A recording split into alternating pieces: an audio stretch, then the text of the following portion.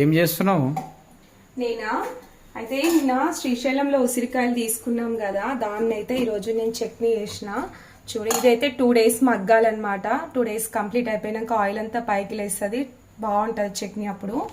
ఇప్పుడైతే ఈవినింగ్ ఇప్పుడు ఇంతకు ముందే పెట్టిన.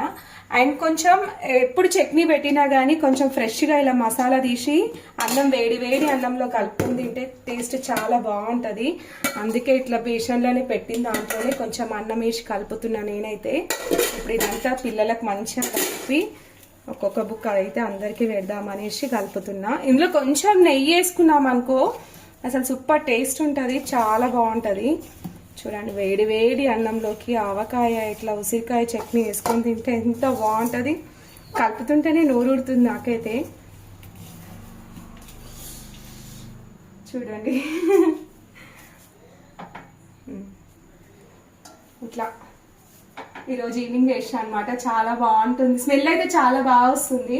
ఇంకా ఇదైతే పిల్లలకి అందరికి ఒక్కొక్క బుక్క పెట్టాలి. ఇట్లా ఫ్రెష్గా అప్పుడే చేసుకొని తింటూ ఉంటే చాలా బాగుంటుంది అనమాట. నేనే వేసిన.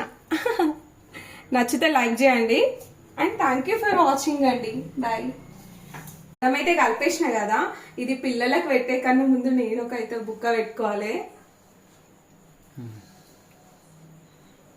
అదిరిపోయింది, చాలా బాగుంది.